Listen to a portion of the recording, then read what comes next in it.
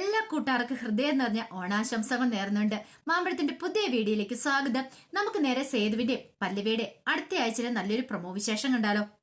അങ്ങനെ കഴിഞ്ഞ ദിവസം നമ്മൾ കണ്ടു, സേതു ആകപ്പാടെ ഹൃദയം തകർന്ന മട്ടിലായിരുന്നു.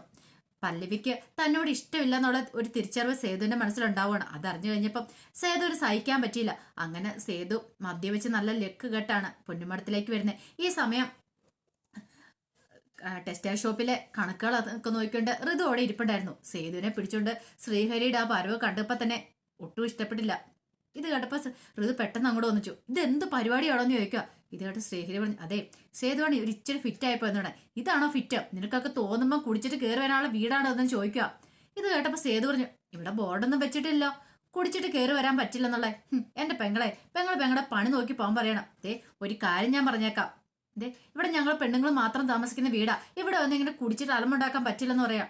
ഓഹോ അങ്ങനെയാണോ? അതെനിക്ക് അറിയില്ലായിരുന്നു പറയാം. അതെ ഇവിടെ എനിക്കൂടെ അവകാശമുണ്ട്. ആ ഒരു ധൈര്യത്തിന് ഞാൻ ഇങ്ങോട്ട് കയറി വന്നിരിക്കുന്നു പറയാം. നിന്റെ അവകാശം നിന്നെ ഞാൻ കാണിച്ചു തരുന്നുണ്ട്. 1 കോടി രൂപ തട്ടിയെടുത്തതിന്റെ ആർഭാടമായിരിക്കും കാണിച്ചു കൂടുന്നല്ലേ. ഇപ്പൊ ആവാലോ, എന്തോ ആവാലോ, അക്കൗണ്ടിൽ പൈസ ഉണ്ടല്ലോ. അതങ്ങനെയാണല്ലോ, അല്പം അർത്ഥം കിട്ടിയ അർദ്ധരാത്രി കൊട പിടിക്കുന്നു പറഞ്ഞോലെ പറ്റിച്ച് പൈസ ഉണ്ടാക്കിയിട്ട് ആ പൈസ അങ്ങ് ദൂർത്തടിച്ച് കളയല്ലേ. ഇതെന്റെ അച്ഛൻ സമ്പാദിച്ച പണ, അന്ന് നീ അടിച്ചോണ്ട് പോയി 1 കോടി രൂപയെന്ന് പറയണം. ഇത് കേട്ട സേതു പറഞ്ഞു, അത് പെങ്ങളെ 1 കോടി രൂപ ഞാൻ പറഞ്ഞിട്ടല്ലോ നിങ്ങൾ തന്നെ, അതുകൊണ്ട് ഇനി അതിനെക്കുറിച്ച് സംസാരിക്കേണ്ട ആവശ്യമില്ല. പിന്നെ ആ പൈസ എടുത്ത് കുടിച്ച് ദൂർത്തടിക്കേണ്ട കാര്യമൊന്നും ഈ സേതുവിനില്ല. ഈ സേതു നന്നായിട്ട് അധ്വാനിച്ചിട്ട് തന്നെയാ വാങ്ങിച്ചു കുടിക്കുന്നത്, അല്ലാതെ അതുപോലത്തെ പൈസ വാങ്ങിയിട്ടൊന്നും അല്ലാന്ന് പറയാം. പെട്ടെന്ന് ഋതു പറഞ്ഞു, എടാ അങ്ങനെയാണെങ്കിൽ നിനക്ക് ആ പൈസ തിരിച്ചു തന്നാൽ എന്താ കുഴപ്പമെന്ന് ചോദിക്കുക. ഇത് കേട്ട സേതു പറഞ്ഞു, അതെ ആ പൈസ അങ്ങനെ തിരിച്ചു തരാൻ ഉദ്ദേശിച്ചിട്ടില്ല, മാമനും മോൾക്കൂടെ അങ്ങനെ ആ പൈസ വെച്ച് അങ്ങ് സൂഹിക്കണ്ടെന്ന് പറയാം. ഇത് കേട്ട ഋതു പറഞ്ഞു, ഞാൻ കാണിച്ചു തരാടാ, ഈ ഋതു ആരാൻ നിനക്ക് അറിയത്തില്ല എന്ന് പറയാം. പിന്നെ ഋതു ദേഷ്യപ്പെട്ട കൂടെ മുറിയിലേക്ക് കയറി ചെല്ലുവാണ്. ഈ സമയം പൂർണ്ണിമ അവിടെ ഇരിക്കുന്നുണ്ടായിരുന്നു. ചെന്നിട്ട് പറഞ്ഞു, ചെന്ന് നോക്ക് വന്നിട്ടുണ്ടെന്ന് പറയാം. 4 കാലാ വന്നിരിക്കുന്നേ. നീ ആരുടെ കാര്യം പറയണേ? ആരുടെ കാര്യമായിരിക്കും? ആ സേതുവിന്റെ തന്നെ കാര്യം പറയണേ. ഒരുത്തൻ പിടിച്ചോണ്ട് വന്നിരിക്കുന്നു, ആടിയാടിയാ വന്നിരിക്കുന്നത്. 4 കാലാന്ന് പറയാം. നീ ഇവിടുത്തെ പ്രശ്നത്തിനൊന്നും പോകണ്ടെന്ന് പറയാം. പ്രശ്നത്തിന് പോകണ്ട പോലും അല്ല, അച്ഛനുണ്ടായിരുന്നെങ്കിൽ ഇതൊക്കെ ഇവിടെ സമ്മതിക്കുവോ? അപ്പൊ അമ്മേടെ അടുത്താകുമ്പോ എന്തു ആവാം. അതുകൊണ്ടല്ലേ അവനിങ്ങനെ കുടിച്ച് ലക്ക് കെട്ട് വന്നിരിക്കുന്ന ചോദിക്കുക. എന്താ ഋതു നീ വെറുതെ പ്രശ്നം ഉണ്ടാക്കണമെന്ന് പറയണം. ഇപ്പൊ ഞാൻ പറയുന്ന കുറ്റമല്ലേ, ഞാൻ ഇനി കൂടുതലൊന്നും പറയുന്നില്ല എന്ന് പറഞ്ഞ ഋതു അങ്ങോട്ട് ദേഷ്യപ്പെട്ട് കയറി പോവാണ്. ഈ സമയം സാധി വെച്ചു, എന്താ ചേച്ചി കാര്യം? എന്താന്ന് താഴെ പോയി നോക്ക്. അവനില്ലേ അവൻ കുടിച്ച് 4 കാലം വന്നിരിക്കുവാന്ന് പറയാണ്. ഇത് കേട്ട് സാധി പറഞ്ഞു, ഇതങ്ങനെ വെറുതെ വിട്ടാൽ പറ്റില്ലോ, ഒരു പണി കൊടുക്കണ്ടെന്ന് നിൽക്കും. പണി കൊടുക്കാൻ പറ്റിയ സമയം തന്നെ. ഇപ്പോഴാണെങ്കിൽ 4 കാലയിലാന്ന് പറയണം. പിന്നെ ദേഷ്യപ്പെട്ട് ഋതു മുറിയിലേക്ക് അങ്ങോട്ട് പോയിട്ട് പ്രതാപനെ വിളിക്കണം. എന്താ മോളെ കാര്യം, എന്താ പ്രശ്നം എന്ന് ചോദിക്കണം. ഒരു കാര്യം പറഞ്ഞ അങ്കളെ എത്രയും പെട്ടെന്ന് കാര്യമൊക്കെ ഒരു തീരുമാനമാക്കണം എന്ന് പറയാം. എന്താ മോളെ, ആ സേതു ഉണ്ടല്ലോ, ആ സേതുവിനൊക്കെ മനുഷ്യൻ ഒരു സമാധാനം ഇല്ലെന്ന് പറയാം. അല്ല ഇപ്പൊ അവനെന്താ സമാധാനക്കേട് ഉണ്ടാക്കിയത്? കുടിച്ച് ലക്ക് കേട്ട് വന്നിരിക്കുക. ഇവിടെ എന്തോ ആകാലോ, ഇങ്ങനെ പോയിട്ടുണ്ടെങ്കിൽ അധികം വൈകാതെ തന്നെ പൊന്നുമടം വീട് ഒരു കുടിയന്മാരുടെ വീടായിട്ട് മാറും. വേറെ ഒരുത്തരും കൂടെ വന്നിട്ടുണ്ടല്ലോ, ഇനിയിപ്പോ എത്ര കൂട്ടുകാരന്മാര് വരാനിരിക്കുമെന്ന് പറയാൻ പറ്റില്ലെന്ന് പറയാം. ഇത് കേട്ടതും പ്രതാപം പറഞ്ഞു, ഇതുകൊണ്ടാ പറഞ്ഞത് എത്രയും പെട്ടെന്ന് തന്നെ അവനെ അവിടുന്ന് പായിക്കണോന്ന്. പെട്ടെന്ന് ഋതു പറഞ്ഞു, ഞാനിപ്പോ അങ്കിൾ എന്തെങ്കിലും ചെയ്താൽ മതിയാവുള്ളൂ, ഞാനൊന്ന് ആലോചിക്കട്ടെ. ഇനി അധിക ദിവസം അവനെ ഭൂമിക്ക് വിധ വെച്ചോണ്ടിട്ട് കാര്യമില്ല, നമുക്ക് പാരയായിട്ടാ വന്നോണ്ടിരിക്കുന്നത്.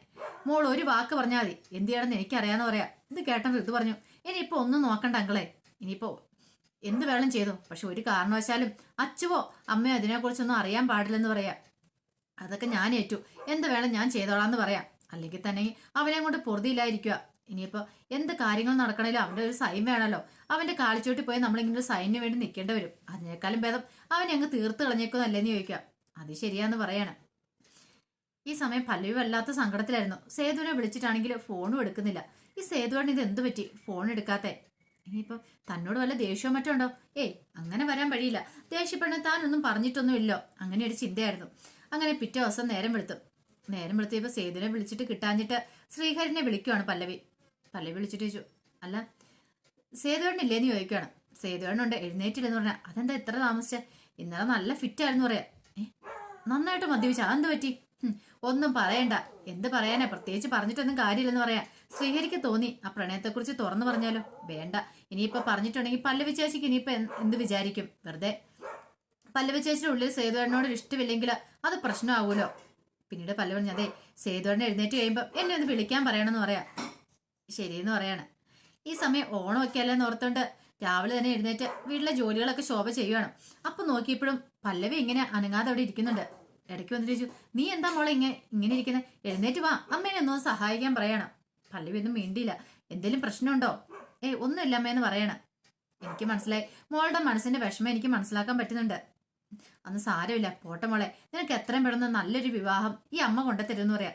ഇത് കേട്ടെന്ന് പല്ലവി പറഞ്ഞു, ഇതമ്മേ ഒന്ന് പോയി തരാവോ, എനിക്കിപ്പോ വിവാഹം ഒന്നും വേണ്ടെന്ന് പറയാം. ഇത് കേട്ട ശോഭ, നീ എന്തിനാ എന്നോട് ദേഷ്യപ്പെടുന്നേ? എനിക്ക് ആരോടും ഒരു ദേഷ്യമില്ലെന്ന് പറയാം. ഈ സമയത്താണ് അങ്ങോട്ട് മുകുന്ദമാഷ് വരുന്നത്. മുകുന്ദമാഷ് വന്നിട്ട്, നീ എന്തിനാ മോളോട് ദേഷ്യപ്പെടുന്ന ചോദിക്കുക.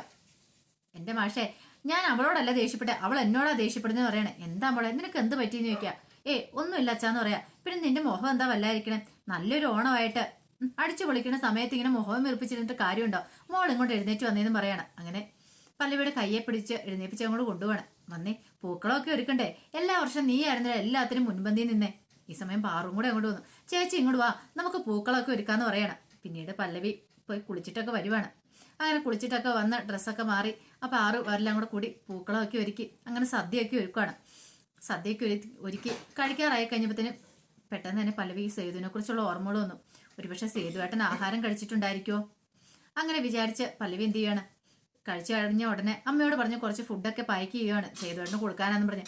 അതുമായിട്ട് നേരെ സേതുവിന്റെ വാടക വീട്ടിലേക്കാണ് ചെല്ലുന്നത്. ഈ സമയത്ത് അവിടെ മിത്രനുണ്ടായിരുന്നു. മിത്രൻ പറഞ്ഞ്, എന്താ പല്ലവി? അല്ല സേതുവേട്ടൻ വന്നോന്ന് ചോദിക്കാം. വന്നില്ലല്ലോ. എന്താ പറ്റി, എന്ത് പറ്റിയെന്ന് ചോദിക്കാം. അല്ല ഓണമല്ലേ, അപ്പൊ അതുകൊണ്ട് വീട്ടിൽ പോയി ഫുഡ് പായസമൊക്കെ ഉണ്ടാക്കിയിട്ടുണ്ടായിരുന്നു, അപ്പൊ അതുമായിട്ട് വന്നാന്ന് പറയണം. ഇനിയിപ്പൊ അവന് ഇതിന്റെ ആവശ്യമുണ്ടെന്ന് തോന്നില്ല. അതെന്താ, അവൻ പൊന്നുമടത്തിലല്ലേ എന്ന് പറയാം. അത് ശരിയാ, ഒരു കാര്യം ചെയ്യാം, ഞാനൊന്ന് വിളിച്ചു നോക്കാം, വിളിച്ചു നോക്കിട്ട് വരുവാണെങ്കിൽ കഴിക്കട്ടെ എന്ന് പറയണം. അങ്ങനെ മിത്രം വിളിക്കുവാണ്. മിത്രം വിളിച്ചു കഴിഞ്ഞിട്ട് സേതു ഫോൺ എടുത്തു. അപ്പൊ പല്ലവി ഇങ്ങനെ കൊണ്ടുവന്നൊക്കെ പറഞ്ഞു കഴിഞ്ഞപ്പോ തന്നെ സേതു പറഞ്ഞു, ഞാൻ വരുന്നില്ല എന്ന് പറയണം. അതെന്താ നീ അങ്ങനെ പറഞ്ഞേ? ഞാൻ വരുന്നില്ല, അതൊക്കെ അവളോട് തിരിച്ചു കൊണ്ടുപോയിക്കോളാൻ പറയാം എന്ന് പറയണം. ഇത് കേട്ടതും വല്ലാത്ത സങ്കടം വന്നു പല്ലവിക്ക് മനസ്സിലായി സേതുവേട്ടന്റെ മനസ്സിൽ എന്തോ ഒരു വിഷമമുണ്ട്, അതുകൊണ്ടാണ് ഇങ്ങനെ പെരുമാറുന്നത്. പിന്നീട് പല്ലവി പറഞ്ഞു, അതെ എനിക്കറിയില്ല മിത്രേട്ടാ, ഞാൻ വിളിച്ചിട്ട് ഫോണ് പോലും സേതുവേട്ടൻ എടുക്കുന്നില്ല എന്ന് പറയണേ. ചിലപ്പോൾ ഉറങ്ങുമോ അല്ലെങ്കിൽ എന്തെങ്കിലും തിരക്കായിട്ടായിരിക്കും. എന്ത് തിരക്ക്? എപ്പം ഞാൻ വിളിച്ചാലും ഫോൺ എടുക്കുന്നില്ല സേതുവേട്ടന്. ഒരു കാര്യം ചെയ്യാം, പല്ലവി ഒന്നുകൂടെ വിളിച്ചു നോക്കാൻ പറയണം. അങ്ങനെ പല്ലവി വിളിച്ചു നോക്കുമ്പോൾ സേതു ഫോൺ എടുത്തു. എന്താ പല്ലവി എന്ന് ചോദിക്കുക. അല്ല സേതുവേട്ടൻ എന്താ ഞാൻ വിളിച്ചിട്ട് ഫോൺ എടുക്കാത്തെ എന്ന് പറയണം. ഞാൻ തിരക്കില്ല, വെറുതെ എന്നോട് കള്ളത്തരം പറയണ്ടെന്ന് പറയാം. സേതുവിന്റെ മനസ്സിൽ എന്തുണ്ട്, എന്താണെങ്കിൽ എന്നോട് തുറന്നു പറയാമെന്ന് പറയണം. എന്റെ മനസ്സിലൊന്നുമില്ല. പല്ലവി ഫോൺ വെച്ച് എനിക്ക് തിരക്കണമെന്ന് പറഞ്ഞ് ഫോണും കൂടെ വെക്കുവാണ്. പല്ലവിക്ക് വല്ലാത്ത സങ്കടമായിപ്പോയി. താൻ എന്തോ തെറ്റ് ചെയ്ത പോലെയാണ് സേതുവേട്ടൻ പെരുമാറുന്നതെന്ന്. അങ്ങനെ ഓണത്തിന്റെ ദിവസം വീണ്ടും പല്ലവിയുടെ മനസ്സിലേക്ക് ഒരു കരട് അങ്ങോട്ട് കയറുവാണ്. ഈ സമയം രാജലക്ഷ്മി ഓണം അങ്ങോട്ട് ഗംഭീരമായിട്ട് ആഘോഷിക്കാൻ അങ്ങോട്ട് തീരുമാനിച്ചു. കുറെ കൂട്ടം കറികളും പായസവും എല്ലാം ഉണ്ടാക്കി. അങ്ങനെ വിശ്വം ഇന്ദ്രനൊക്കെ വന്നു. ഇന്ദ്രനൊക്കെ എല്ലാത്തിനും കൂടി ഇന്ദ്രന്റെ വട്ടിനൊരു കുറച്ചൊരു ശമനം വന്നിട്ടുണ്ട്. ഈ സമയം രാജലക്ഷ്മി ഒന്ന് ആശ്വസിച്ചു. സമാധാനമുണ്ട്, ഒരു പ്രശ്നമില്ലാതെ കടന്നു പോയിക്കൊണ്ടിരിക്കുന്നത്. അങ്ങനെ ഫുഡ് കഴിക്കാൻ നേരത്ത് ഇന്ദ്രൻ വലിയ ബിയർ കുപ്പിയൊക്കെ പൊക്കൊണ്ട് വരുന്നുണ്ട്. ഈ സമയം പല്ലവി പറഞ്ഞു, ദൈവത്തെയോ പല്ലവിയില്ല രാജലക്ഷ്മി പറഞ്ഞു, നീ ഫുഡൊക്കെ ഒന്ന് കഴിക്കുക, ഫുഡ് കഴിച്ചിട്ട് നീ എന്ത് വെള്ളം ചെയ്തു. പിന്നീട് കാര്യം, ഇത് ഈ മദ്യം കുടിച്ചു കഴിഞ്ഞിട്ട് വേറുള്ളവരെ കൊല്ലാൻ പറ്റില്ലെന്ന് പറയണം. ഇത് കേട്ടോ ഇന്ദ്രൻ പറഞ്ഞു, ഞാനാരും കൊല്ലാനൊന്നും വരുന്നില്ല, പക്ഷേ ഒരു കാര്യം പറഞ്ഞേക്കാം, എന്റെ നേരെ എന്നെ കുറ്റപ്പെടുത്താൻ ആരും വന്നേക്കരുത്, അതെനിക്ക് ഇഷ്ടമില്ലാത്ത കാര്യമെന്ന് പറയാം. ഇത് കേട്ടപ്പം രാജലക്ഷ്മി പറഞ്ഞു, നിന്നെ കുറ്റപ്പെടുത്താൻ ആരാ വരുന്നത്, നീ ആദ്യം വന്ന് ഫുഡ് കഴിക്കാൻ പറയണം. അങ്ങനെ അവിടെ ആഘോഷകരമായിട്ട് ഓണസദ്യയൊക്കെ കൂടുവാണ്. അങ്ങനെ ഓണസദ്യ എല്ലാം കൂടി അങ്ങനെ മദ്യപിച്ച് കുറെ സമയം കഴിഞ്ഞപ്പോഴത്തേനും ഇന്ദ്രന് തോന്നി, പല്ലവിനെ ഒന്ന് കണ്ടാലോ, അവളെ എങ്ങനെ വെറുതെ വിട്ടിട്ട് കാര്യമില്ല, അവളെ ഒന്ന് കാണണം, രണ്ട് വർത്താനം പറയണം, തന്നെ നാണം കെടുത്തിയതല്ലേ അവള് എന്നോർത്ത് പുറത്തേക്ക് ഇറങ്ങുമ്പോഴത്തേന് രാജലക്ഷ്മി വെച്ചു, നീ എങ്ങോട്ടാ പോണേ? അല്ല ഞാൻ പല്ലവിനെ ഒന്ന് കണ്ടോടെ, ഇപ്പൊ നീ അങ്ങോട്ട് പോകണ്ടെന്ന് പറയാം, നല്ലൊരു ഓണമായിട്ട്. ദേ ഒരു കാര്യം ഞാൻ പറഞ്ഞേക്കാം, നിന്നെ പോലീസ് സ്റ്റേഷൻ വന്ന് കൂട്ടിക്കൊണ്ട് വരാനായിട്ട് എനിക്ക് പറ്റില്ല, അതുകൊണ്ട് നീ ഇവിടെ എവിടെയെങ്കിലും ഇരിക്കുക, നമുക്ക് അതിനൊരു തീരുമാനം ഉണ്ടാക്കാന്ന് പറയണം. അങ്ങനെ ഒരു വിധത്തില് ഇന്ദ്രനെ വീട്ടിൽ കയറ്റി ഇരുത്തുവാണ് രാജലക്ഷ്മി. അപ്പൊ അതിന്റെ വിശേഷങ്ങളൊക്കെ കാണാൻ പോകുന്നത്. ഇപ്പൊ എന്തായി തീരുമെന്നൊന്നും അറിയത്തില്ല. അതോടൊപ്പം തന്നെ മറ്റൊരു വിശേഷം, ഓണമായിട്ട് അവിടെ പൊന്നുമടത്തിൽ എല്ലാവരും ഭയങ്കര സങ്കടത്തിലാ. കാരണം മാധവമേനൻ ഇല്ലാത്ത ആദ്യത്തെ ഓണമാണ് അവിടെ നടക്കുന്നത്. പക്ഷെ അന്ന് കഴിഞ്ഞ വർഷത്തെ ഓണത്തിന് എല്ലാവരും കൂടെ അടിച്ചു പൊളിച്ച ഭയങ്കര സന്തോഷപരമായിട്ട് ഓണസദ്യ ഊഞ്ഞാലൊക്കെ കെട്ടി ആഘോഷിച്ച അതൊക്കെ പൂർണിമയുടെ മനസ്സിൽ കൂടെ ഇങ്ങനെ കടന്നു പോവാം. ആ ഓർമ്മകൾ വന്നപ്പം പൂർണിമ നേരെ മാധവമേനോന്റെ ഫോട്ടോയ്ക്ക് മുന്നിൽ പോയി എന്നിട്ട് കരയുവാണ്. കാരണം ഒരിക്കലും സഹിക്കാൻ പറ്റുന്ന കാര്യമില്ല, ഈ ഓണം അങ്ങനെ അടിച്ചു പൊളിക്കേണ്ടായിരുന്നു. ഈ സമയത്ത് അച്ചു ഒന്ന് ആശ്വസിപ്പിക്കുന്നൊക്കെ ഉണ്ട്, പോട്ടമ്മയെന്നൊക്കെ പറഞ്ഞിട്ടുണ്ട്. അങ്ങനെ ആഘോഷങ്ങളൊന്നും ഇല്ലാതെ പൊന്നുമടത്തില് ഒരു ഓണവും കൂടെ അങ്ങോട്ട് കഴിഞ്ഞു പോകണം. അപ്പൊ അതിന്റെ വിശേഷങ്ങൾ കൂടെ നമ്മൾ കാണാൻ പോകുന്നത്. ആ വിശേഷങ്ങൾക്കായി നമുക്ക് എല്ലാവർക്കും കാത്തിരിക്കാം കേട്ടോ. അപ്പൊ ആദ്യമേ കാണുന്നവരാണെങ്കിൽ ചാനൽ ഇഷ്ടപ്പെട്ട സബ്സ്ക്രൈബ് ചെയ്യാൻ മറക്കരുതേ. അതോടൊപ്പം തന്നെ എല്ലാവർക്കും ഒരിക്കൽ കൂടി നല്ലൊരു ഓണം ആശംസിച്ചുകൊണ്ട് നിർത്തുന്നു. നന്ദി.